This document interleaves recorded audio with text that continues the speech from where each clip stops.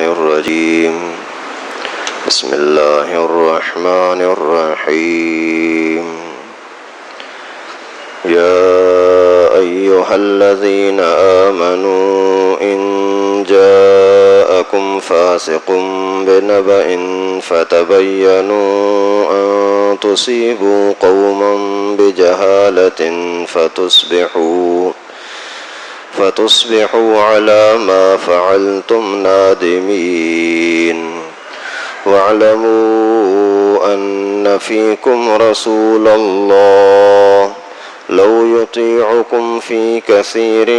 من الأمر لعنتم ولكن الله حبب إليكم الإيمان وزينه في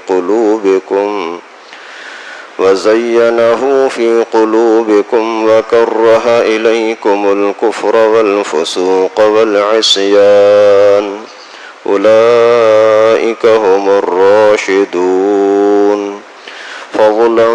من الله ونعمة والله عليم حكيم صدق اللہ العلی العظیم۔ یہ وہی سورہ حجرات کا پہلا رکوع چل رہا ہے۔ گزشتہ آیات مبارکہ میں اللہ تبارک و تعالی نے رسول اللہ صلی اللہ علیہ وسلم کے آداب اور پیغمبر کریم کو کمرے سے باہر سے، گھر کے باہر سے آواز دے کر کے اور ٹھکٹھکا کر کے بلانا، اس کا بے ادبی کے طور پر منع کرنا کہ یہ تو بے ادبی ہے، اس سے بچو۔ یہاں سے آگے پھر اللہ تعالیٰ نے ایک واقعہ بیان فرمایا ہے جس کے اندر ایک غلط فہمی کی وجہ سے حالات خراب ہو رہے تھے، جھگڑے کا اور فساد کا امکان ہو گیا، لیکن اللہ تعالیٰ نے اپنے فضل سے اسی فساد کو ختم کیا، اور ساتھ ساتھ یہ بھی پوری امت کے لیے حکم دے دیا کہ کبھی بھی کسی بات میں سنی سنائی باتوں پر بھروسہ نہ کرنا، ورنہ لڑائیاں ہوگی، فساد ہوگا۔ اصل میں واقعہ یہ ہوا کہ ایک مرتبہ رسول اللہ صلی اللہ علیہ وسلم نے اپنا کوئی سفیر بنو مستلق قبیلے کی طرف بھیجا کہ جاؤ وہاں سے جا کر کے لوگوں سے زکوٰۃ لے کر کے آؤ۔ وہ بندہ جیسے ہی وہاں گیا تو وہ لوگوں کو پتہ لگا کہ پیغمبر کریم صلی اللہ علیہ وسلم کا ایک سفیر آ رہا ہے زکوٰۃ لینے کے لیے، تو وہ استقبال کے لیے بہت سارے لوگ باہر نکلے کہ پیغمبر کریم کا نمائندہ آ رہا ہے۔ تو یہ جیسے قریب پہنچا تو دیکھا یہ تو بہت بڑا لشکر میری طرف آ رہا ہے، شاید یہ وہ پرانے زمانے کی دشمنی کی وجہ سے مجھے مارنا چاہتے ہیں۔ یہ اللہ کا بندہ وہیں سے واپس لوٹا، بھاگتے بھاگتے آ کر پیغمبر کریم کے پاس پہنچا، آ کر کے بولا اے اللہ کے رسول وہ تو مجھے مار رہے تو میں نے تو بھاگ کر جان چھڑائی ہے۔ پیغمبر کریم نے جیسے یہ بات سنی، صحابہ کرام نے سنی تو حیران ہو گئے کہ نبی کے بندے کو مارنا یہ کوئی مذاق ہے؟ تو رسول اللہ صلی اللہ علیہ وسلم نے صحابہ کرام سے مشورہ کیا تو سب نے عرض کیا اللہ کے رسول یہ تو بڑا ظلم ہے اور اس طرح کی سرکشی کو تو یہاں برداشت نہیں ہونا چاہیے، ورنہ آئندہ کے لیے تو یہ فساد مچائیں گے، ان کے خلاف کارروائی ہونی چاہیے۔ اب یہ مشورے چل ہی رہے تھے تو اتنے میں رسول اللہ صلی اللہ علیہ وسلم کے پاس کوئی بندہ آیا اور اس نے آ کر کے یہ پوری بات بتلائی کہ حضرت ہم تو اس کے استقبال کے لیے آ رہے تھے اور اس نے یہ اپنے وہم گمان پر یہ سمجھ لیا کہ شاید مجھے مارنے کے لیے آ رہے ہیں۔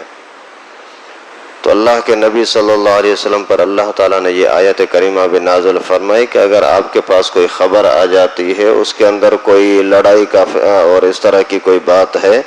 جلد بازی نہ کیا کریں، پہلے تحقیق تفتیش کر کے چھان بین کر کے معلومات صحیح لے کر کے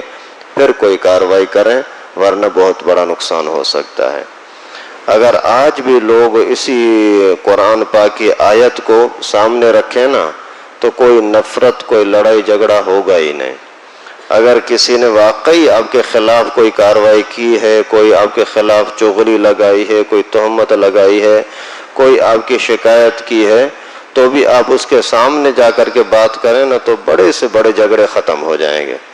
لیکن آپ نے تھوڑی سی بات سنی، پھر دو باتیں اپنی طرف سے ملا کر کے آگے بڑھا دیں، تو پھر یہ فساد ہوگا، یہ امن اور سکون نہیں۔ تو اللہ تعالیٰ فرماتے ہیں یا ایھا الذین آمنوا ان جاءکم فاسق بنبأ فتبینوا، اے ایمان والو اگر آپ کے پاس آ جائے کوئی شخص غلط بات لے کر کے، فتبینوا پھر آپ اس کی تحقیق تفتیش کرو، ان تصیبوا قوما بجہالۃ، یہ نہ ہو کہ آپ کسی قوم کو بے خبری کے اندر اس کو تکلیف دے دو، فتصبحوا علی ما فعلتم نادمین، پھر آپ خود ہی پشیمان ہو جاؤ اپنے کیے پر۔ کوئی بھی معاملہ ہو جائے تو پہلے نمبر پر آپ اس کی تحقیق اور تفتیش کرو۔ یہاں آیت کریمہ میں لفظ آیا ہے فاسق بنبأ۔ فاسق کی ایک معنی ہوتی ہے بدکار اور برا آدمی، اور یہاں جو معنی ہے فاسق ان کی معنی حقیقت کے خلاف خبر دینے والا، حقیقت کے خلاف خبر دینے والا، کیونکہ اس صحابی کا بھی حقیقت میں قصور تو نہیں تھا، اس نے اپنے ذہن کے حساب سے تو بات کو صحیح سمجھا تھا نا کہ یہ میرے ساتھ لڑنے کے لیے آ رہے ہیں، اگرچہ اس بیچارے کی یہ سمجھ غلط تھی لیکن اس کا مقصد کوئی جھوٹ بولنا نہیں تھا، کوئی فساد مچانا نہیں تھا۔ اس وجہ سے یہاں یہ معنی ہوگی کہ حقیقت کے خلاف اگر کوئی خبر دے دے تو اس کی آپ تحقیق اور تفتیش کریں، کیونکہ صحابہ کرام کی عظمت کے بارے میں پورا قرآن گواہ ہے۔ اس وجہ سے ایک لفظ کی اگر دو معنی نکل سکتی ہیں تو ہم غلط معنی کو چھوڑ کر کے صحیح معنی لینے کی کوشش کریں گے تاکہ قرآن پاک کی دوسری آیتوں کو چھوڑنا نہ پڑے۔ باقی یہاں بات یہ آئی کہ پیغمبر کریم صلی اللہ علیہ وسلم نے زکوٰۃ لینے کے لیے وہاں بندہ بھیجا تھا، تو شرعی لحاظ سے اگر حکومت اسلامی قانون کے مطابق چلتی ہے تو اس کو پھر عوام سے زکوٰۃ لینے کا حق ہے، لیکن یہاں جو ضیاء الحق نے پاکستان میں زبردستی زکوٰۃ لینا شروع کی تھی اور ابھی تک وہ نظام چل رہا ہے کہ رمضان کی پہلی تاریخ کو آپ کا جتنا پیسہ بینک میں پڑا ہوگا وہاں سے زکوٰۃ حکومت چوری کر لیتی ہے، یہ ناجائز اور حرام ہے، کیونکہ زکوٰۃ اپنے اختیار سے دی جاتی ہے، زبردستی نہیں۔ اور یہاں جو نظام ہے ابھی تقریباً 1 مہینہ پہلے ایک خبر آئی ہے کہ اس حکومت نے 10 ارب روپے زکوٰۃ کے خرد برد کیے، چوری کیے ہیں۔ اس حکومت نے 10 ارب روپے زکوٰۃ کے، عوام کے زکوٰۃ کے چوری کیے ہیں۔ اسی طریقے سے یہ جو حکومتیں جو بھی ہو وہ زکوٰۃ کے پیسوں سے روڈ بناتی ہے اور یہ رفاہی اور ترقیاتی کام کرتی ہے، یہ تو جائز نہیں ہے، تو پھر آپ کی زکوٰۃ بھی تو ادا نہیں ہوگی۔ ہاں اگر شریعت کے اصولوں کے مطابق کوئی حکومت چلے، باقاعدہ اس کا آنے کا نظام، پھر آگے خرچ کرنے کا نظام مکمل شریعت کے مطابق ہو تو پھر ان کو زکوٰۃ لینا منع نہیں ہے، پھر لے سکتے ہیں۔ اور یہاں یہ بھی نہیں ہوتا پہلی تاریخ کو آپ کے پاس جو پیسے ان میں سے زکوٰۃ نکال لیں گے، 40واں حصہ 2.5%۔ یہ نہیں دیکھتے کہ وہاں پڑے ہوئے صرف 20,000 روپے ہیں یا 20 لاکھ روپے ہیں، بس جتنا بھی وہ نکال دیں گے۔ زکوٰۃ کا نصاب تو یہ نہیں ہے کہ جتنا دل چاہے لے لو، آج کل کے حساب سے اگر 80,000 روپے سے کم ہیں تو پھر اس پر زکوٰۃ نہیں ہے، لیکن یہ اس چیز کا خیال نہیں کرتے، بس جتنا ہے اس کا 2.5% نکالنا ہے۔ اسی طرح سے شریعت کا نظام تو یہ ہے کہ جس کو سال گزر جائے پھر زکوٰۃ دینی ہوگی، یہ تو اگر 2 دن پہلے بھی پیسے رکھے اور اس ٹائم پر نکال دیتے ہیں اور وہ چوری کر لیتے ہیں، تو یہ زکوٰۃ نہیں ہے، یہ ظلم ہے، ٹیکس ہے۔ اگر کسی کے پیسے بینک میں پڑے تھے اور بینک والوں نے اس کا زکوٰۃ کے نام پر پیسہ نکال بھی لیا، آپ کے اکاؤنٹ سے پیسے نکل بھی گئے، پھر بھی زکوٰۃ ادا نہیں ہوگی، دوبارہ زکوٰۃ دینی پڑے گی۔ آگے پھر اللہ تبارک و تعالیٰ فرماتے ہیں اگر آپ تحقیق اور تفتیش نہیں کرو گے اور کوئی بھی غلط فیصلہ ہو جائے گا تو پھر آپ کو پشیمان ہونا پڑے گا۔ ظاہر سی بات ہے کہ اگر غلطی سے کسی کو سزا بھی مل گئی تو پھر قیامت میں تو حساب کتاب دینا ہے نا، اس وجہ سے مجرم کو غلطی سے معاف کر دینا یہ اچھی چیز ہے، اس کے مقابلے میں کہ غیر مجرم کو غلطی سے سزا دے دی جائے۔ ایک مجرم نہیں تھا، آپ نے غلطی سے سزا دے دی، یہ بہت خطرناک ہے۔ یہاں تک کہ حدیث مبارکہ میں آتا ہے اگر کوئی بندہ کسی غلام کی، اپنے زر خرید غلام نوکر کی اگر سرزنش کرتا ہے، اس کے اوپر ڈانٹ ڈپٹ کرتا ہے، مار پیٹ کرتا ہے، وہ بھی اگر ناانصافی کو ہوگی تو قیامت کے دن اس کا حساب کتاب دینا ہوگا۔ آگے اللہ تعالیٰ فرماتے ہیں وَاعْلَمُوا أَنَّ فِيكُمْ رَسُولَ اللَّهِ، اور یقین جان لو کہ آپ کے پاس تو اللہ کے نبی موجود ہیں۔ لَوْ يُطِيعُكُمْ فِي كَثِيرٍ مِّنَ الْأَمْرِ لَعَنِتُّمْ، اگر بہت ساری چیزوں میں آپ ہی کی باتوں کو پیغمبر کریم مانتے جائیں تو آپ پریشان بن جاؤ گے۔ وَلَٰكِنَّ اللَّهَ حَبَّبَ إِلَيْكُمُ الْإِيمَانَ، لیکن اللہ تعالیٰ نے تمہارے دلوں میں ایمان کو محبوب بنایا ہے۔ وَزَيَّنَهُ فِي قُلُوبِكُمْ، اللہ تعالیٰ نے ایمان کو تمہارے دلوں میں خوبصورت بنا کے رکھا ہے۔ وَكَرَّهَ إِلَيْكُمُ الْكُفْرَ وَالْفُسُوقَ وَالْعِصْيَانَ، اور ناپسندیدہ بنایا ہے اللہ تعالیٰ نے تمہارے دلوں میں کفر کو، بدکاری کو، نافرمانی کو۔ اولئک هم الراشدون، یہی صحابہ کرام ہیں ہدایت والے جن کے دلوں میں کفر سے نفرت ہے، برائی سے نفرت ہے، نافرمانی سے نفرت ہے، ایمان محبوب ہے اور دلوں کو اندر ایمان خوبصورت لگتا ہے اور بڑی محبت کے ساتھ ایمانی کام کرتے ہیں، یہی صحابہ ہدایت والے ہیں۔ فضلا من اللہ، یہ اللہ کی مہربانی ہے، ونعمہ، اللہ کا احسان ہے کہ اللہ تعالیٰ نے تمہارے دل میں ایمان کی محبت ڈالی، یہ اللہ کا احسان۔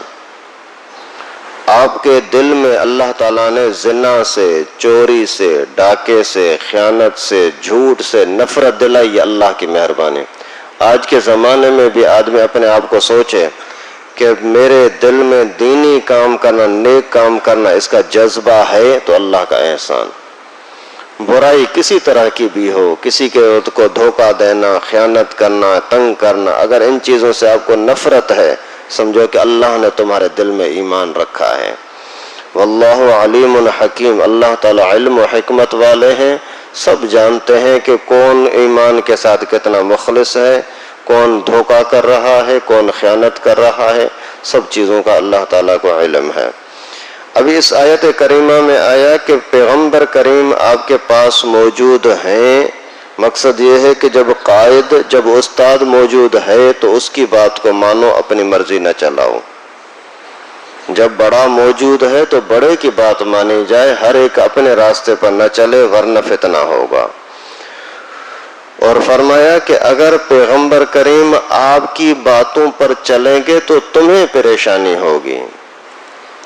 یہ ہمیشہ کے لیے قرآن پاک قیامت تک کے لیے ہے نا، تو قائدین جو بھی ہیں، کسی بھی قوم کے رہنما، جو امام ہیں، جو مقتدا ہیں، ان کو حکم ہے کہ آپ عوام سے رائے تو ضرور لیں، مشورہ ضرور لیں، لیکن فیصلہ اللہ کے قانون کے مطابق کریں۔ اگر وہ فیصلہ بھی آپ کی رائے کے مطابق ہو تو جھگڑا ہو جائے گا، فساد ہو جائے گا۔ مثال کے طور پر یہاں ہم 50 بندے بیٹھے ہیں، کوئی مشورہ ہو رہا ہے، مشورے کے اندر میں اگر اللہ کے قانون کو چھوڑ کر کے ساتھیوں کی بات کو لے لوں تو پھر نفرت ہوگی، جھگڑا ہوگا۔ کیسے؟ ایک نے بولا کہ ایسا کریں، دوسرے نے بولا ایسا کریں، تیسرے نے بولا ایسا کریں، ابھی میں کس کس کی بات مانوں؟ یہ تو ممکن ہی نہیں ہے کہ سب کی بات مانی جائے۔ ایک کی بات مانی تو دوسرا نفرت کرے گا، دوسرے کی مانی تو تیسرا نفرت کرے گا۔ جب اللہ کے قانون کے مطابق چلے تو پھر کوئی نفرت کرے گا ہی نہیں، اگر کرے گا تو سمجھو منافق ہے۔ منافق ہو سکتا ہے جو اللہ کے قانون کو توڑ رہا ہے، چھوڑ رہا ہے۔ اس وجہ سے اللہ تعالیٰ نے یہ قانون ہمیں سمجھایا کہ پیغمبر کریم صلی اللہ علیہ وسلم کی بات آپ مانو، آپ کی بات وہ مانے، یہ ضروری نہیں ہے۔ آج کل بھی ہمیں یہی حکم ہے کہ اگر کوئی بڑا ہو، کوئی قائد ہے، کوئی دیندار ہے، دین کے مطابق کام کرتا ہے تو آپ اس کے پیچھے چلو، آپ اس کو مجبور نہ کرو کہ وہ تمہارے پیچھے چلے۔ ساتھ میں یہ بات بھی آ گئی کہ پیغمبر کریم صلی اللہ علیہ وسلم کو جب غلط خبر ملی تو پیغمبر کریم کو پتہ نہ لگا کہ حقیقت میں واقعی وہ لڑنے کے لیے آ رہے تھے یا اس بیچارے کی اپنی سوچ ہے، یہ پتہ نہ لگا۔ اور پھر اللہ تعالیٰ نے قرآن کے ذریعے سے بتلایا کہ حقیقت حال یہ ہے۔ آج کل جو یہ لوگ کہتے ہیں کہ نبی پاک کو علم غیب بھی ہے، نبی پاک ہر جگہ پر موجود بھی ہے، تو یہ نعوذ باللہ قرآن پاک کا انکار نہیں ہے تو اور کیا ہے؟ اللہ تعالیٰ سے دعا ہے کہ الہ العالمین ہم سب کو قرآن پاک کو سمجھنے کی توفیق نصیب فرمائے، رسول اللہ صلی اللہ علیہ وسلم کی شان اور اللہ تعالیٰ کی شان سمجھنے کی، فرق کرنے کی، اللہ کو اللہ سمجھنے کی، رسول اللہ کو رسول سمجھنے کی توفیق نصیب فرمائے۔ وآخر دعوانا ان الحمد للہ رب العالمین۔